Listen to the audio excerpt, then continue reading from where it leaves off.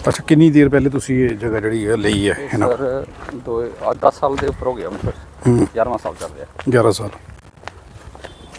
ठीक है। किस तरह इन्हों के झांसे च आए, तुहानू किस तरह फसाया? सर ये जो अश्विनी कुमार है ये मेरा रिश्तेदार है और ये बोला कि मैं बंदे जानना जो मेरे अगे प्रायोरिटी के कन्नै कम्म करते हैं पुलिस वाले बंदे, तो उनके कारण उन्हें मिलाया इन्हें कन्नै तो इन्हें बच्चों की मैं बिल्कुल नहीं जानता।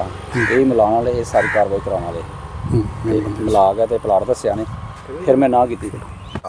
कई लोगों की जानें अब तक ज़मीनी विवाद में जा चुकी हैं और कई लोगों की जा सकती हैं। ये हम इसलिए कह रहे हैं कि एक ऐसी कहानी, एक ऐसा मामला हमारे पास आया है जिस मामले में पुलिस में नौकरी कर रहे 2 कर्मचारी जो प्रॉपर्टी डीलर का धंधा कर रहे थे लेकिन हुआ क्या, इस बीच में इन्हीं के एक रिश्तेदार ने पुलिस वालों के साथ मिलकर के कैसे इन लोगों को लूटा, कैसे इनका पैसा खाया, ये सारी कहानी आपको बताने जा रहे हैं। लेकिन ये एक व्यक्ति 2013 से लेकर के 2024 तक लगातार पुलिस डिपार्टमेंट के चक्कर काट रहा है कि मुझे इंसाफ दिलवाइए। जो सारी कहानी है वो आपको बताते हैं। अपना नाम बताइए सर। जी मेरा नाम अशोक कुमार है जी, रहने वाला गांव मेरा बॉर्डर के पास गांव चोगा है, बिल्कुल बॉर्डर नज़दीक है हमारे।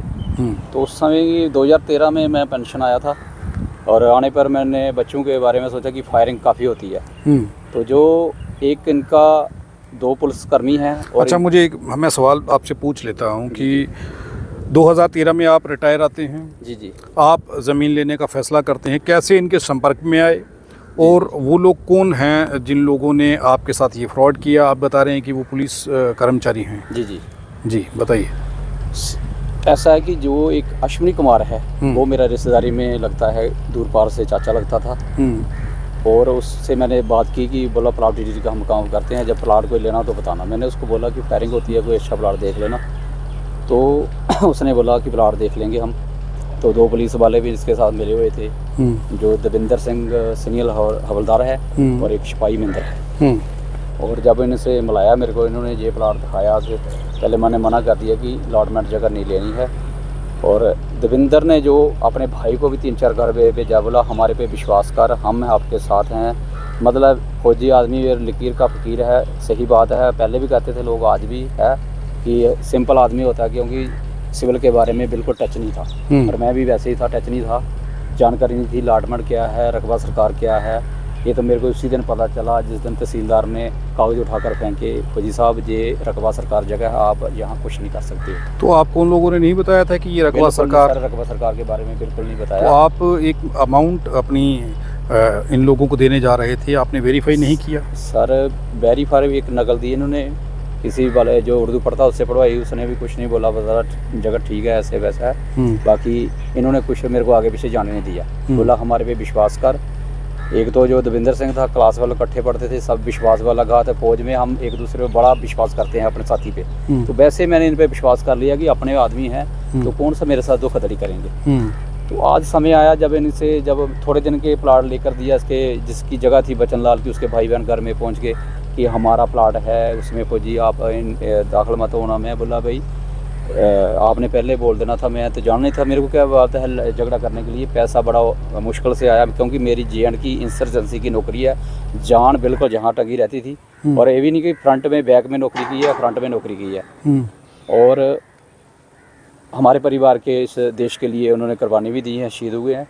और जहाँ जब इन्होंने पूरा मामला वो इनको बताया मैंने, उसको दविंदर सिंह को। अच्छा, किस तारीख को इन्होंने पहली पेमेंट आपसे ली और कितनी पेमेंट दी थी आपने और किसको दी थी? 2013 में 2 लाख इन्होंने दिसंबर महीने में करवाई थी पेमेंट।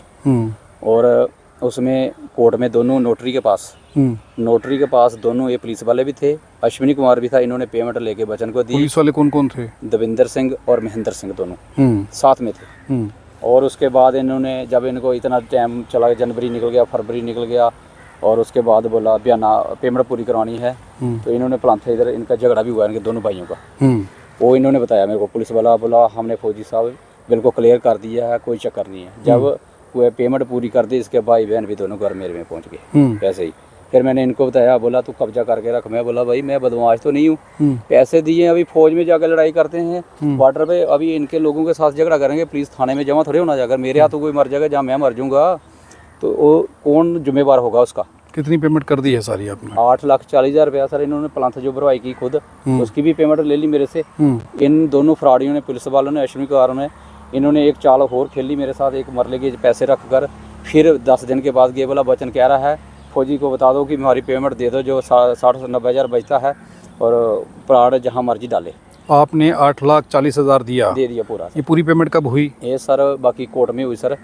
जो किस साल में, किस डेट पे हुई है? ये सर फरवरी महीने में। बाकी 6 लाख कुछ जो 40 बचता था ये फरवरी महीने में करवाई सर। फरवरी 2023 में? हाँ 2023 में नहीं, 2014 में। 2014 फरवरी को आपने पूरी पेमेंट कर दिया 8,40,000 इनको। बिल्कुल। ठीक है, उसके बाद फिर क्या हुआ? उसके बाद जब आप कह रहे हैं कि उन लोगों ने बता दिया कि ये जगह रकबा सरकार है, फिर अश्विनी के परिवार वाले? उस टाइम सर रकबा सरकार मेरे को नहीं पता चला। फिर मैं जब तहसीलदार के पास डॉक्यूमेंट लेकर आया, हाँ, तो उसने बताया। फिर मैंने इनको बोला भाई जैसे मैसे करके पैसे पेड करा दो मेरे, मगर इन्होंने बात नहीं सुनी। जो दविंदर सिंह था वो कहने लगा कि मेरे से इसका ब्याज ले लेना जो आपने दिया 8,40,000 रुपया। दविंदर सिंह कौन है? दविंदर सिंह जो सीनियर हवलदार है पुलिस का। अभी कहाँ पोस्टेड है? अभी पोस्टर सर शांबा से, वो चौकी बड़ी ब्राह्मण में बताता है। मेरे को नॉलेज नहीं है, वो खुद बता रहा था एसपी दफ्तर में कि मेरी ड्यूटी वहाँ पे है। आप एसपी दफ्तर में गए, क्या बात हुई वहाँ? सर हर हफ्ते जाकर बोलते हैं अगला हफ्ता करेंगे पेमेंट।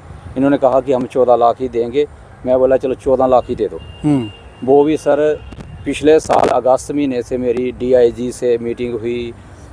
DIG शक्ति पाठक थे वहाँ पे, तो उससे मीटिंग हुई, कोई मसला नहीं। और फिर SSP डॉक्टर विनोद आए। मैं बोला अच्छे ईमानदार SSP साहब हैं, मेरे को ये आश्वासन दिया उन्होंने कि अशोक आपका इनको मैं खींच लूँगा, आपका सब हर्जाना पूरा होगा। मगर किसी ने कोई रिपोर्ट नहीं आई सर। फिर उसके बाद CID ऑफिस SSP अरुण अभी है या नहीं वो। उसके बाद उसके साथ आधा घंटा मीटिंग हुई, रिकॉर्डिंग सुनाई उनको। उसके बाद DSP उन्होंने सचिन गुप्ता है जो CID के जम्मू के, उन्होंने उसको रिपोर्ट सौंपी। 1.25 घंटे उससे मीटिंग हुई, उनको रिकॉर्डिंग सुनाई। वो बोलता है इन पे पर्चा लगता है, मगर उन्होंने भी कोई कार्रवाई नहीं की। आज जब इतना लगातार SP दफ्तर अगला हफ्ता है टाइम लेकर अगला हफ्ता है, फिर इन्होंने SP दफ्तर जो महेंद्र सिंह है जो पुलिस के सिपाही हैं, जो दुनिया की रक्षा करने वाले हैं, मुझको ही धमकी, मेरे ही पैसे उड़ाकर, मेरे ही पैसे बर्बाद करवा के और मुझे ही धमकी दी जा रही है अगर हमारी नौकरी गई तो भी नहीं बचेगा। ये कब धमकी दी आपको? ये 28 अप्रैल को 30 अप्रैल को इन्होंने ये धमकी दी महेंद्र सिंह ने कि अगर हमारी नौकरी ख़राब हुई तो तू भी नहीं बचेगा। तो मैंने थाना नवेशहर SHO के साथ पास के गया, बोला मीरा साहब वाले रिपोर्ट लिखेंगे। आज के दिन ही, अभी पहले एक SHO साहब मिले नहीं मीरा साहब वाले, मैं आज आया। आज उन्होंने कह दिया कि हम नहीं आपकी रिपोर्ट लिखेंगे, ये लिखेंगे जम्मू SP दफ्तर पर, थाने वाले उधर।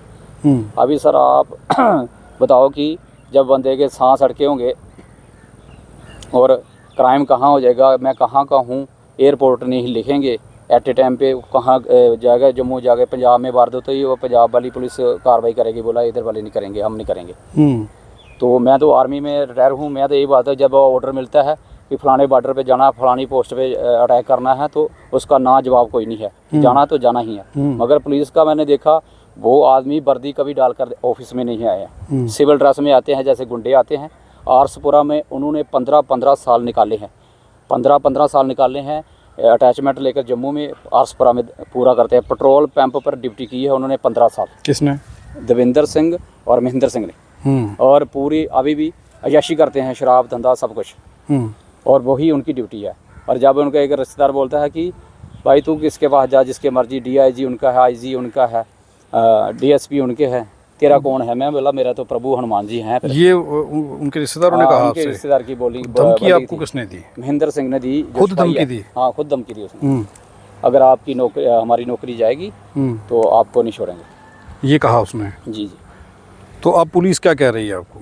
पुलिस सर कुछ नहीं है, SP साहब ने कहा कि मैं पेमेंट तो नहीं करा सकता हूँ, कार्रवाई भी कोई नहीं हो रही है, मतलब ऐसे। अच्छा, बात सुनी है उन्होंने मेरी SP साहब ने, मगर उसके आगे कार्रवाई कोई नहीं हुई। कार्रवाई कोई नहीं हुई। जी। अब आप चाहते क्या हैं? चाहते हैं कि सर जो दोनों पुलिस वाले मुजलम हैं, मेरी तरफ से ये मुजलम ही है, क्योंकि जब देश के साथ जो रक्षा करने वाली वर्दी पहन लें, तो अगर जो करप्ट करें, कोई बच्चे का नुकसान हो जाए, कि उनका काम है देश की रक्षा करना, वर्दी डालने, बेल्ट या बूट डालना, टोपी सिर पे रख लेना, तो देश की आन और शान उनके हाथ में है। सिविल जनता की रक्षा करना पुलिस का काम है, आर्मी की ड्यूटी बॉर्डर पे है।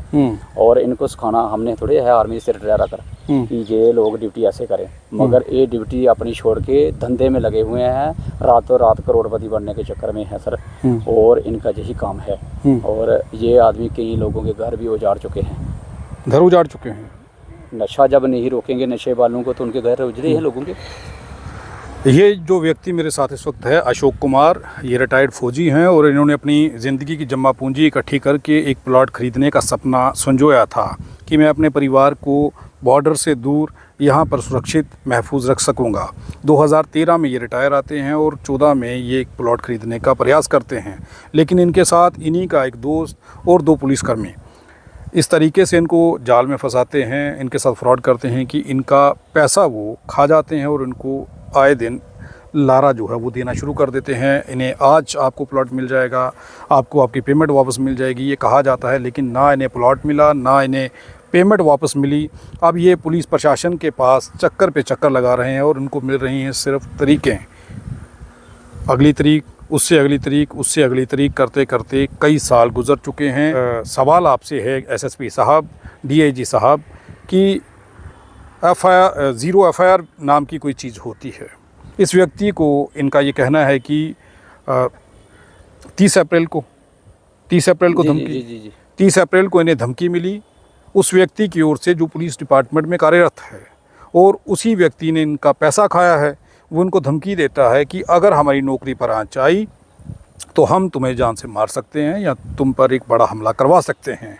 तो अब ये व्यक्ति ये सोच रहा है कि मैंने पैसा दिया, पैसा देने के बाद अब इसकी जान के वो लोग दुश्मन भी बन गए और वो लोग पुलिस में ड्यूटी भी कर रहे हैं। अब सवाल ये है कि पुलिस इनकी रिपोर्ट तक नहीं लिख रही। ये कह रहे हैं कि मैं पहले आरएसपुरा पुलिस स्टेशन में गया, उन्होंने मना कर दिया, उन्होंने कहा कि आप मीरा साहब जाइए। जब ये मीरा साहब पुलिस स्टेशन पहुंचे तो वो कह रहे हैं कि आप एसपी ऑफिस जाइए। अब कहानी ये है कि ज़ीरो एफआईआर नाम की कोई चीज़ है या नहीं है। ये आदमी अपनी जान बचाने के लिए, अपने आप को सुरक्षित रखने के लिए, अपने परिवार की सुरक्षा के लिए पुलिस के पास जा रहा है और पुलिस इसे यहाँ से वहाँ भेज रही है, जबकि पुलिस ये दावा कर रही है कि क्राइम को ख़त्म कर दिया जाएगा। इस खबर को ज़्यादा से ज़्यादा शेयर करें और पुलिस प्रशासन को एक विनती है कि एक और व्यक्ति की मौत होने से पहले कार्रवाई करें ताकि उसकी मौत ना हो, उसको उसके पैसे मिल जाएं और वो फौजी जो पूरी उम्र देश के लिए सरहद पर रहा, आज वो अपने एक प्लॉट के पैसे या अपने प्लॉट को लेने के लिए अपनी जान को जोखिम में डाल रहा है और पुलिस प्रशासन के लोग ही उसकी हत्या करने की उसकी हत्या करने की उसे धमकी तक दे डाल रहे हैं। हम किसी भी प्रकार का कोई विज्ञापन नहीं लेते हैं, हम आज़ाद पत्रकारिता करते हैं। अगर आप चाहते हैं कि आज़ाद पत्रकारिता जिंदा रहे तो आरटीआई इंडिया न्यूज़ का आर्थिक सहयोग करें ताकि आरटीआई इंडिया न्यूज़ आज़ाद पत्रकारिता करता रह सके।